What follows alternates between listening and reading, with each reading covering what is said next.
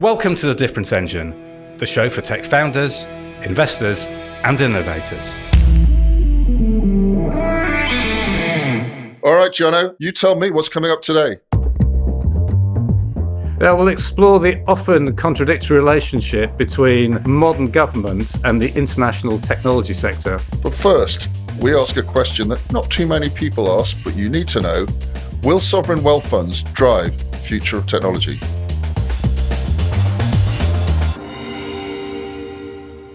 Many of us who are inside international politics or investments have no idea what a sovereign wealth fund is. Can you help? What we're looking at, a sovereign wealth fund, is a state-owned investment fund that manages national assets, typically, but not exclusively, from all revenues, trade surpluses, or foreign reserves, or even general taxation, but to invest it for long-term public benefit. Right, sounds like the savings account when you don't need it day to day and you're making lots of money, let's say back in the day from North Sea oil, as Norway still is, and we stupidly are not.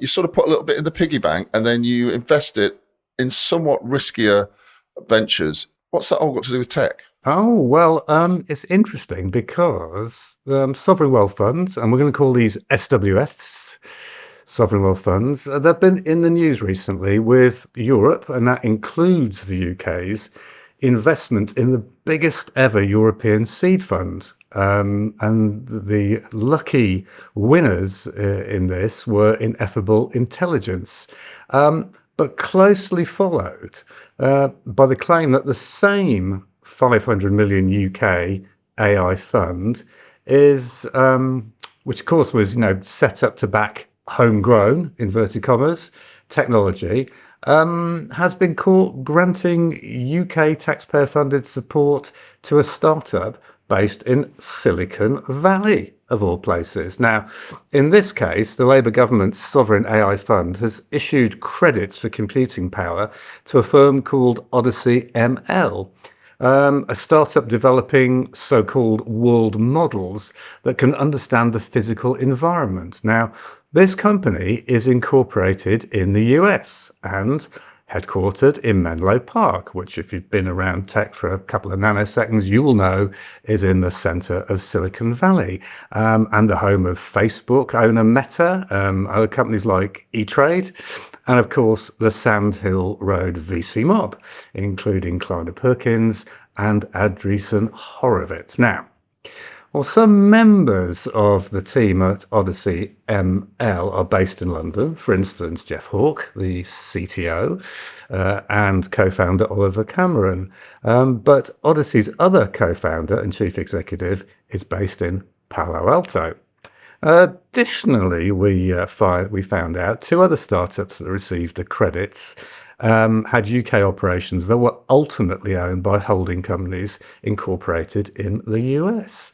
And the startling reality of this is there is in fact no requirement for founders who get computing funding from the Sovereign AI Fund to base themselves in Britain or even keep their companies here. I do detect some weasel words here. Credits. What do we mean by credits? I think we mean giving money to data centers. Yes, I think we mean giving them pocket money to give to the local shop, i.e., we're the state, we're going to give you a load of money. Here's some money to spend with data center suppliers, so you've got computing power. Right. So the data center suppliers, we're talking about Jensen et al., are themselves US owned. So what I detect here is money moving from the UK overseas quite rapidly. Isn't the idea that software SWF, sovereign wealth funds, should be there to make sure nations don't miss out on new tech categories, not to subsidize other nations, or even, God forbid, whoever's funding it becomes a tech leader, not just subsidize the ambitions of other states. It seems to be a contradiction of the basic idea when you try and put it into practice. Yeah, so this is basically how not to create categories, how to help other people create category leadership. Absolutely. And then there's a strange case of the new boss, who's very much like the old boss when we look at who's actually benefiting from all this, apart from all the money siphoning off to Jensen et al. Let's just say when it comes to the profits of managing the business of sovereign wealth funds and AI funds in particular, regardless of wins or losses the taxpayer makes, the apple stays close to the tree when you look at the management team. Let's have a look then at 5 arguments for and against using software wealth funds, many people do, to drive national category leadership. So the first thing is, and I use the term advisedly, is sovereign wealth funds provide patient capital, allegedly for frontier technologies. Now, patient because you don't get your money back for a while, although in this case, it could be a double entendre, given the sick person here might be Europe's innovation. But then many breakthrough categories, such as AI infrastructure, quantum computing, advanced semiconductors, nuclear fusion, synthetic biology, these are very long-term bets. They are highly likely not to pay off unless you're extremely patient. So unlike traditional venture capital, which is always looking to return, 5 or 10 years in, sovereign wealth funds can tolerate things like long commercialization timelines while you get market fit. They can deal with cyclical downturns. They can deal with infrastructure scale investment and the fact that they need to return less liquidity because of the patience that we talked about means they can wait things out. And examples include Mubadala over in the Far East, investing in the Middle East even, investing in semiconductors and deep tech. Temasek out of Singapore, which has been investing for years on this basis, and that backs biotechs and digital infrastructure, as we know. And then the PIF, Public Investment Fund, also from the Middle East, looking at EVs, gaming, and increasingly AI ecosystems.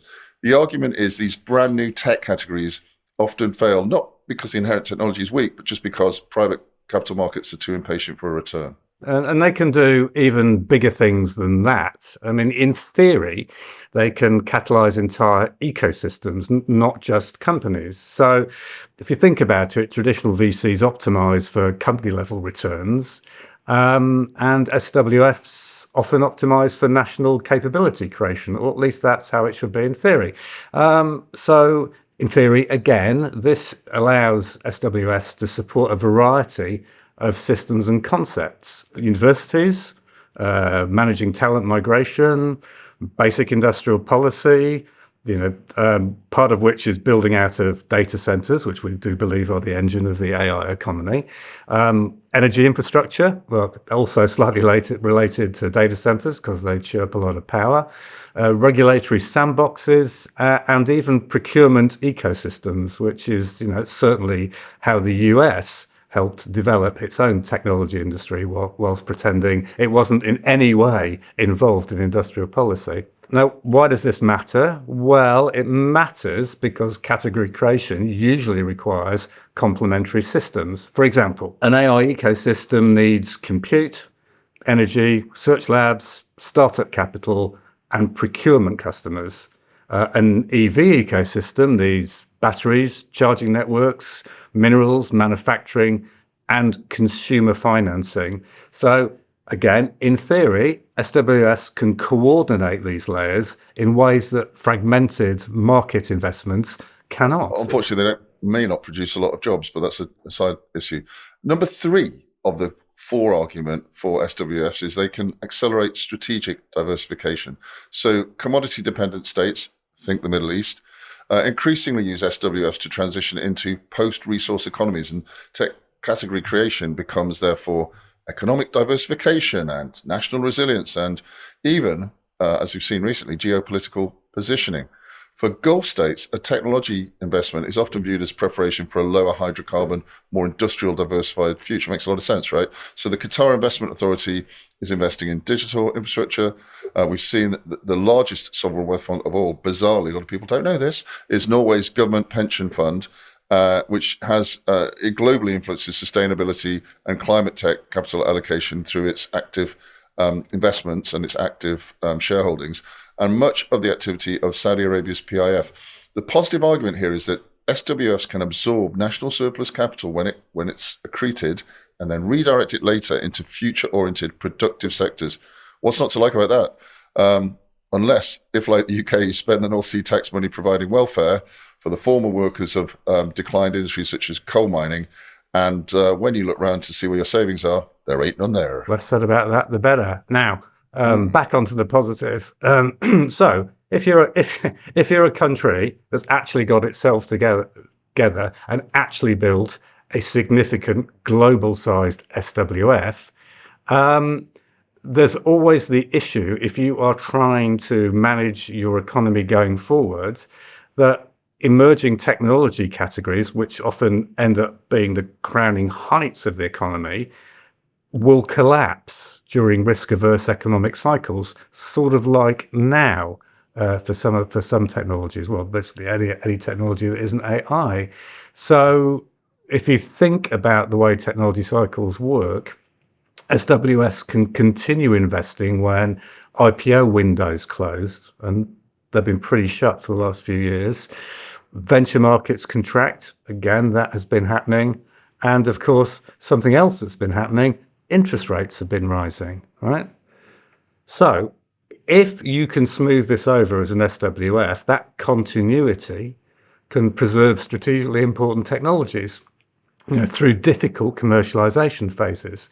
Supporters argue that this counter-cyclical role is especially important for big picture stuff. Now, what do we mean by big picture stuff? Climate tech, semiconductor independence, defense-adjacent innovation, and of course, advanced manufacturing, on which we all depend for wealth. And I think the defence adjacent innovation rings particularly true in an antebellum where you feel like a war's coming, you better be ready. So SWFs can invest there. The fifth argument for SWFs, to say they're amazing, is that they're necessary because technology competition is already geopolitical. China uses state-guided capital aggressively. We've seen that with Huawei and other vendors. The US deploys industrial policy through mechanisms like the US CHIPS Act and its defense procurement, which is legendary and leads the world. Other nations need institutional capital vehicles just to remain competitive. From this perspective, then, SWFs are not market distortions or corrections. They are a strategic necessity. They may be. But, of course, there is a case against sovereign wealth funds as a driver of technology category creation. And I'd like to kick this one off with something I think is self-evident.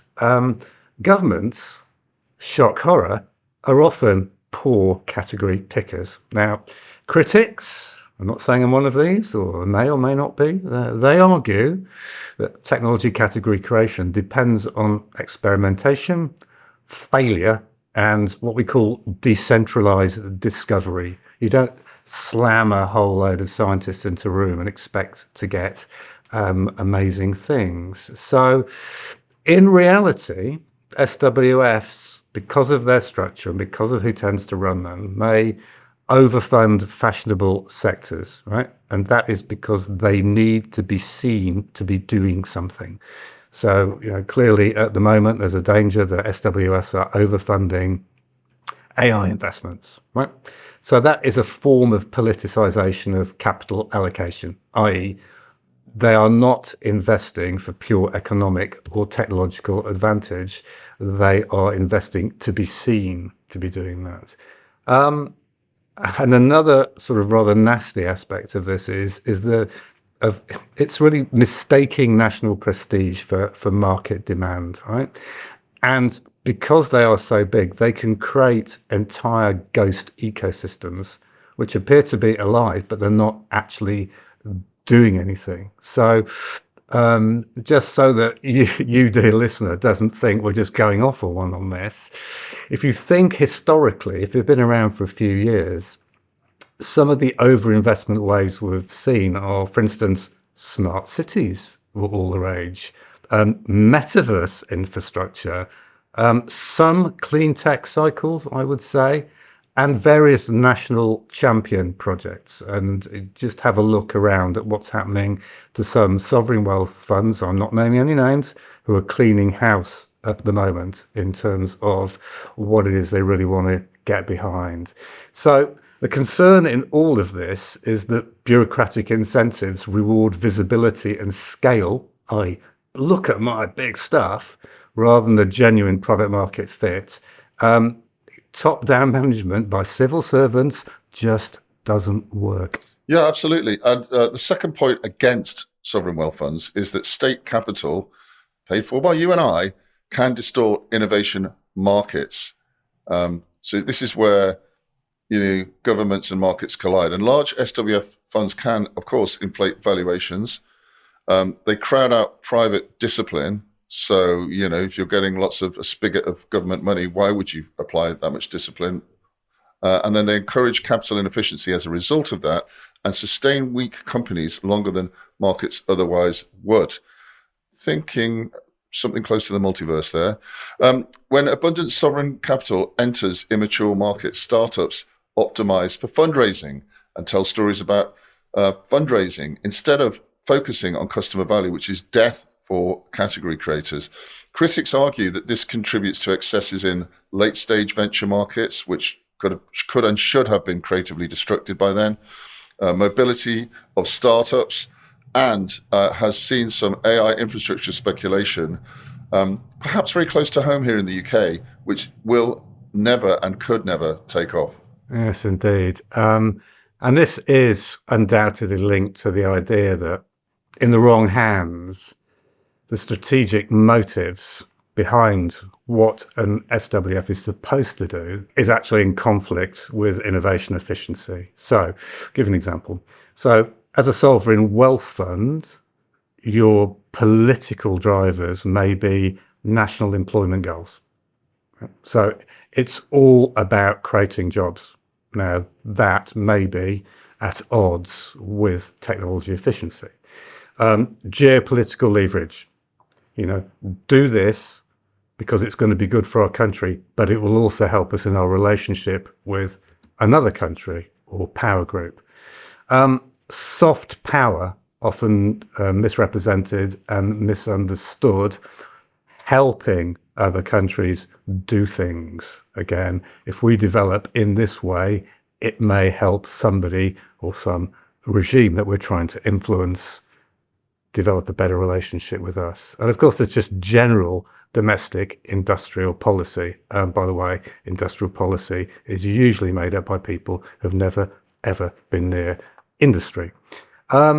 So these goals are often not aligned with an idea of competitive neutrality, open innovation ecosystems, which we know have been behind some of the major innovations in information technology in recent years.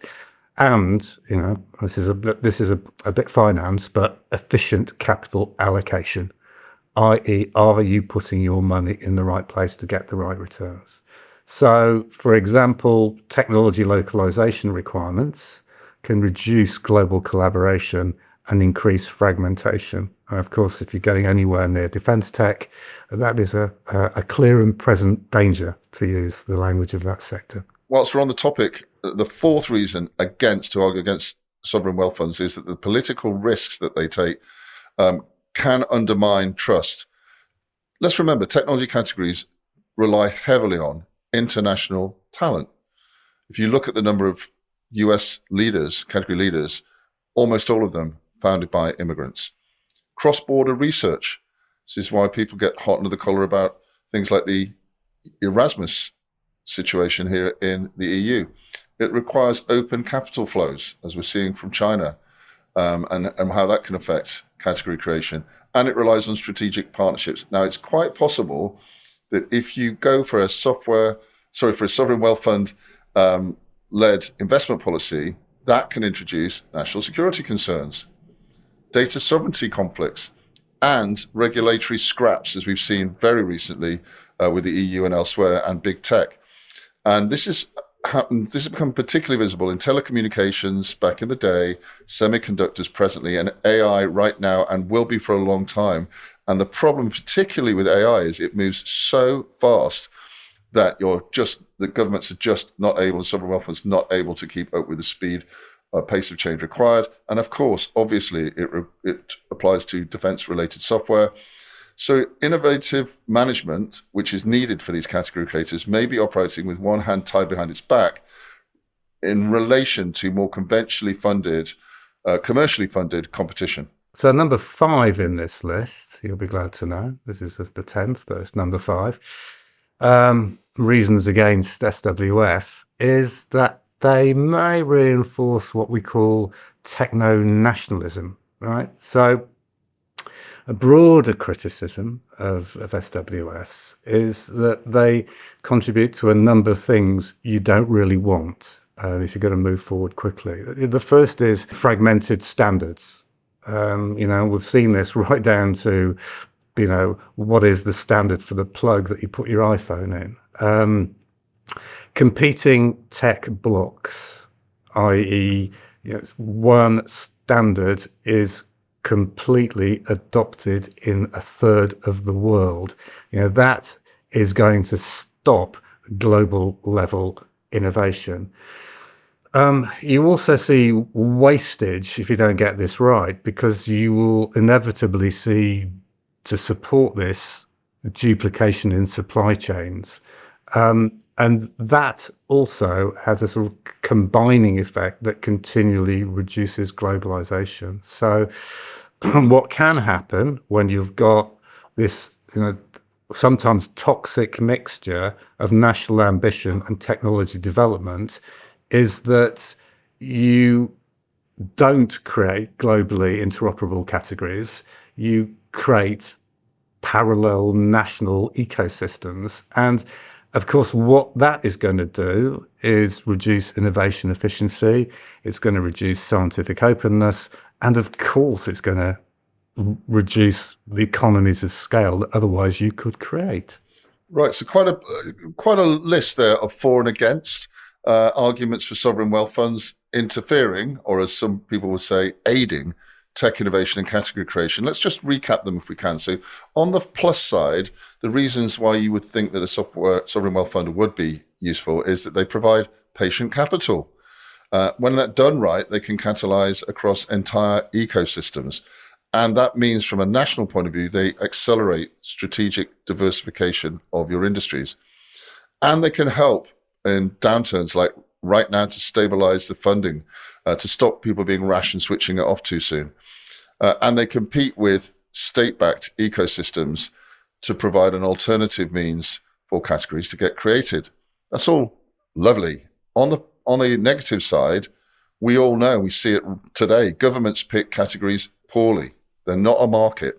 They are some ill-informed, normally non-technical people trying to pick out winners. States' capital distorts competitive markets. The fact that there's a big funder in the market inevitably distorts the market. And the motives conflict between innovation and efficiency. Lastly, the political risk undermines a lot of trust in sovereign wealth funds, and they can become and have become recently, in our view, political footballs. And this means that they reinforce techno-nationalism. And as we all know, the last thing you want to do with a category is limit its scope for growth. Oh, yes, the total addressable market question. We always want a big one of those. So what does this tell us? Well, I guess what it tells us is there is a central tension behind all of this. And the debate pro and against ultimately centers on one question. And that real question really is, should transformative technology ecosystems be shaped primarily by markets or by states with strategic capital? Now, the strongest real world pro-SWF argument, I think, is that some technology categories are simply too capital intensive and strategically important to leave entirely to short-term or comparatively short-term private markets. The strongest real-world anti-SWF argument is that governments consistently struggle to identify which technologies deserve sustained support, and political capital allocation often becomes inefficient, right? So how do you use sovereign wealth funds in reality? The truth, as usual, lies somewhere in the middle. A balanced framework often suggests sovereign wealth funds are most effective when they, for instance, co-invest with private markets rather than replace them. That's absolutely definite because you get the discipline there. They focus on infrastructure and ecosystem layers, i.e. they are enablers. They and the people that run them avoid micromanaging product decisions. because they've been shown to be absolutely hopeless at doing that, and the people that they have put in charge to actually manage the sharp end will leave, as we've seen in the UK. They also need to use transparent governance. And by that, I mean they have to be clear about what they are doing and why they are doing it. They must maintain commercial return discipline. As soon as they start looking like a money tree, you're lost. And they have to choose to invest across long-term horizons. The market can sort the other stuff out. So if you think about it, in this model, sovereign wealth funds function less as central planners and more as what I call market shapers. And that's about reducing friction for categories to emerge, and absolutely without fully directing them. You may say this is a bit of a cop-out. I'm sitting in the middle, or I think it's exactly what we should be looking to achieve.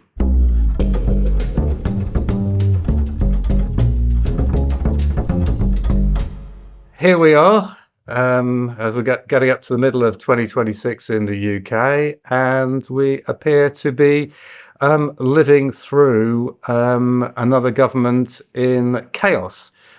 So what we want to do is to have a look at what's happened with the UK's tech ambition between the landslide victory that the current administration achieved and the current debacle. So the story of the current administration's relationship with Britain's tech economy is, at its heart, I think, a story about ambition colliding with dependence. Yeah, you could say that. When our current lot came in just a couple of years ago now, not even, they inherited what they described as a pretty stagnant economy by all accounts. Productivity was weak, so was growth. And the national mood in the UK was that we'd missed the great platform engines of the digital age. I think it just occurred to people that Meta had stolen everybody's data. But the new administration responded with almost evangelical zeal. Let's go for artificial intelligence, they said. Let's build out data infrastructure, they said. Let's look at advanced computers, and let's look at these to become the engines of national renewal. Very quickly, though, their growth story disappeared. And there was a lot of cautious U-turning and managerialism, and what we'd come to expect from, I don't know, the civil service class. It was just, it seemed, all just national building rhetoric. And at London Tech Week 2025, which we famously asked the value of, the Prime Minister framed AI as the mechanism through which Britain, quote, would put money in your pocket. Well, I think we know what happened to that. It was going to rebuild public services and create opportunity in post-industrial communities. This all looks entirely ironic at this point. It absolutely does, and if you think about it, from the very beginning, the government's technological vision revealed a contradiction, and a very big one. The current administration spoke of the language of sovereignty and national capability, but the reality was the machinery of its strategy depended heavily, if not entirely, on American hyperscalers and Silicon Valley capital, because the British state no longer possessed national computing champions, comparable to the global leaders of early industrial eras. There was no sovereign cloud giant, no domestic AI infrastructure, no titan capable of competing with Google, Microsoft, Meta, Nvidia, or Amazon, or anybody else. So Labour's growth mission increasingly has become a courtship operation, right? So we were the unedifying sight of government ministers and advisors cultivating close relationships with large technology firms, promising regulatory flexibility, planning reform, energy access, and AI growth zones like Barnsley in return for investment commitments, right? So 2025 and into 26, critics of civil society and even parts of Labour's own coalition began arguing that the relationship had become, asymmetrical or asymmetric. Westminster, for those of you who are not in the UK, that means government and civil service, was no longer merely partnering with big tech, but orientating itself around the priorities of those firms. Now, the fact that the former Deputy Prime Minister, Nick Clegg, had become the mouthpiece of Meta really only served to fuel that suspicion. Yeah, well, I mean, it's not the only one. Let's not forget Mr. Sunak, who, to give him his dues, did actually kick off an AI summit for the UK, which did manage to get all the big names, including Musk, etc., over here. He's now the mouthpiece, if you want to call it that, for OpenAI. So what goes around comes around, and all of these public appearances with Starmer and Jensen Huang, all they ended up doing was praising Silicon Valley investments. And they celebrated these multi-billion-pound pledges for data centers and AI infrastructure. We'll recall what's recently happened with OpenAI's Sunderland data center. That got shut down, and instead of which we get a story in the Times, of all places, saying, as a replacement, don't look over there, look over here, because OpenAI is going to build some offices in St Pancras. Not the same thing at all. Yeah, it was sort of sad seeing the government sort of portraying Britain as a democratic and stable gateway for global AI deployment into Europe. Well, what's new? The UK has been the technical aircraft carrier for the rest of Europe for the entire history of IT. But there's some other weird effects here. Now, for years, organisations which have taken quite a lot of state money, ironically, such as Founders Forum Group and Tech Nation, had attempted to nurture indigenous startup capacity. We're talking, encouraging founders, encouraging accelerators, regional innovation networks, and other scale-up ecosystems that could produce British firms of strategic significance.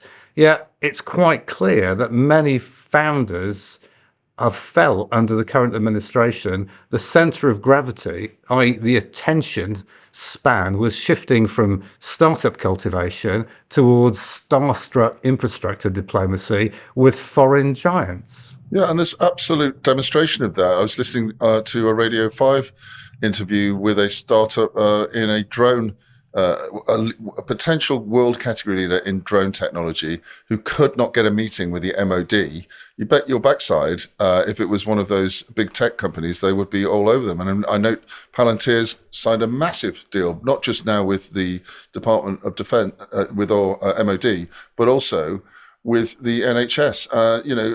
It's hilarious that people can't understand why there's no entrepreneurial zeal when all they're doing is looking at the guys who've already proved themselves out across the pond. Yeah, and again, if you speak to startup and scale-up leaders out of this country, they'll tell you that they've been to meetings at Number 10 and various fora, and government ministers would going on about startup, scale-up, skills, education, regional innovation, and directed taxpayer money supporting that, and saying they're going to put it in their direction.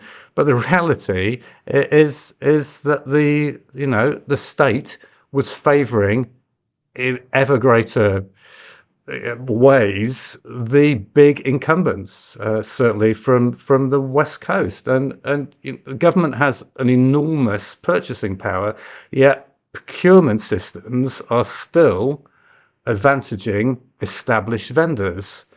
Compute access remains concentrated. I'm trying to make the case here that computing access has remained very concentrated. Stuff that people have been talking about for a long time to release capital, such as pension fund reform and more growth capital for startups, has moved incredibly slowly. But the evidence is that Britain has absolutely excelled at creating startups, whether government got involved or not, but yet again failed repeatedly at retaining them as independent companies. Now, this frustration, I'm trying to do a frustrated voice here because it is frustrating, because the Labour government simultaneously projected an image of a technological confidence state while struggling to execute coherent digital governance internally. And there were several controversies that fed that perception. Perhaps you'd like to take us through some of these, Paul. Well, I mean, where do we start, right? Yeah. To me, one poster child here is digital ID. Can't get that through. And there's lots of people who think it's a debatable situation, and there should be public inquiries, and there's a lot of public outcry. But let's look at what's on our smartphones, guys. We've got digital ID up the yin yang, and guess who owns that? The West Coast. We have undisclosed meetings with Google, Microsoft, Meta, Apple, Oracle, and Amazon about AI regulation happening, behind closed doors. We talked about data centers and how they can get pulled on a whim.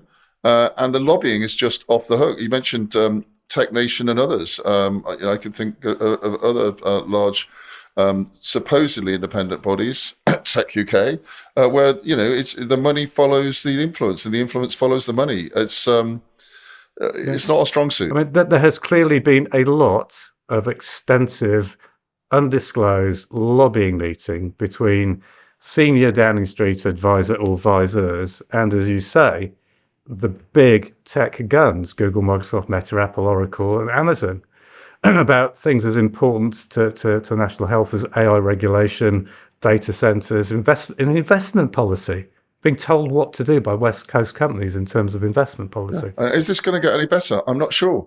Let's look at the National Wealth Fund. Who's heading that up? Is that a successful entrepreneur? Is that is that Herman from ARM or somebody that or Demis Hazzabis? No, they've got better things to do. So we've got Ollie, the former executive from the Bank of America, and RBS talk about banking failures. NatWest, when they bailed out, that's the CV of the chap that's heading up the 28 billion so-called National Wealth Fund. Now, I've got no personal animus with Ollie. In fact, he hails from this gorgeous place in West London called Barnes, which we know very well because we live around the corner. But the fawning piece that we read in the Times, his profile, did sound a few alarm bells. So what was in that then, Paul? So let's talk about the National Wealth Fund. So the predecessor body, according to the Times here, the Green Investment Bank, and you can see what you're talking about in terms of following the trends here, set up in 2012 but privatized 5 years later. Don't know if that made us any money. The current NWS, National Wealth Fund, traces its roots back to June 2021, when it was set up under the Conservatives as the UK Investment Bank, does what it says on the tin. But it was rebranded and rebooted by Rachel Reeves, of course. Why not? So it could invest in a quote-unquote wider range of projects. Talk about drift here. Some politicians, the Times says, are already querying its future. And bear in mind, this is a $28 billion fund of taxpayers' money. Reform UK, who under the current chaos may benefit from what's going on with the government, has already floated the idea of a fund backed by local government pension pots rather than the taxpayer. Now, isn't that what they do in the States? I think it is. More quotes and signs of concern here from the Times article. Holborn is speaking from a compact meeting room at the NWS head office in Leeds, where most of it's, get this, 375 staff work. This is the National Wealth Fund we're paying for, the anchor tenant in a landmark waterfront redevelopment just minutes from the railway station. Now, we love Leeds, and what's not to like about providing lots of northern jobs, but does 375 million folks sound like a lot for a 28 billion pound fund? I mean, I know it's a big fund. I suppose we could say, hey, it's employment, but is that the right thing to do if you're trying to do a sovereign wealth fund that's going to create some wealth? Finally, from the Times, within 2 months of taking over, he set out a strategic review outlining 25 sectors from innovative technology to strategic infrastructure that the National Wealth Fund will back. What's the one thing we know about success in business, Paul? Focus, man. Focus, exactly. Yeah, spray and pray do not work. Well, it obviously works, creating 375 jobs in Leeds, but and not to have too much of a personal pot, but we did notice that the chap being paid a mere £375,000 a year has a spouse living in the tax-light Channel Islands, and helpfully the Times told us his car was called Ethel. So yeah, I mean, it just looks like a very nice piece, and we love our colleagues in PR, but it just looked like puffery to me. And I calculate that the base salary we're talking about here of £375,000 a year is about 0.13% of the entire fund. So it's not quite the 2 and 20 model, but you certainly can't pay 375 people at that level. Otherwise, you will be on the 2 and 20 model that the VCs made famous in the States. And that's without expenses. Now, we've also seen another flashpoint between government and big tech around copyright and generative AI. The British creative industries, which are a massive wealth creator in this country, we're talking publishing, journalism, music, and design, for instance, have accused ministers of leaning too heavily towards American AI firms. And why would they be doing that? What would they seek? They would be seeking broad training access to copyrighted content. Right? This is a massive flashing point. This criticism was politically dangerous because the Labour Party traditionally drew support from both left-leaning creative professionals and the unions. The opponents argued that the government risks sacrificing domestic cultural industries in exchange from investment headlines from Silicon Valley. Right? So get this wrong, and a major part of the UK economy could be gutted. But something else is sort of interesting about this governmental tech journey. A lot of the people who got given some very nice sinecures, and I think you're wondering about the new head of the Wealth Fund here, Paul, and other names. I mean, we've seen people like Poppy Gustafson go from the heights of tech into government and then disappear after a few months. The undoubtedly super talented Matt Clifford authored the government's AI Opportunities Action Plan, and it within 6 months, and then left for, inverted commas, personal reasons. And another great talent, Dr. Jean Innes, who was head of the Turing AI Institute, stepped down after government told, in this case, the charity, but have a look at where the charity gets its funds from, to focus on defence research. So that sort of instability across the wider administration and quangos somewhat reinforced the sense of a government struggling to reconcile their sort of avowed technocratic ambition with actual institutional discipline. Now, it didn't stop there, because not all the departures were technology related. The great early resignation was the new Chief of Staff, Sue Gray, and then Morgan McSweeney, the political fixture, and a load of other Labour strategists. And this just contributes to an atmosphere of managerial volatility. And that's frankly not where you want to invest, nor do you want to build your business in that sort of environment. Yeah, it's pretty. We talked a great game. We held some amazing AI summits, and there was some sexy investment memoranda, some strategic frameworks. But actually, if you net all this down, the tension between the Starmer era and technology's politics was just too much for the dear man. The government viewed big tech as essential to economic recovery, so they told us. And the companies rolled in. They offered investment, jobs, infrastructure, prestige, geopolitical relevance, and dare I say it, as you said, nice, cushy jobs once the politicking was done, which is not in our interest, I would argue. We needed some growth stories after Brexit, and AI provided one, albeit one that lasted not very long. And so is there a world in which the alignment of tech innovation and politics here in Europe come together? Could a British government meaningfully regulate companies which it depends on for cloud infrastructure, public sector AI deployment, and inward investment? Could ministers ever challenge this monopolistic behavior while simultaneously courting those same firms at Downing Street in receptions and investment summits? Could Britain ever claim technological sovereignty? And I notice it has got a sovereign cloud now. We mentioned that in a previous episode. When the AI future of this country, and all countries in fact, rely largely on imported compute, imported models, and imported capitals. So, yeah, you got me. It's been a troubled time. Yeah, so critics, have increasingly argued that the government's industrial policy amounted to managed dependency at best. Blimey, absolutely. Add managed dependency to managed decline, then you got a pretty toxic cocktail. Another phrase which has been bandied about is digital colonization. And given the policy choices of this particular government, we're talking about digital colonization at its worst.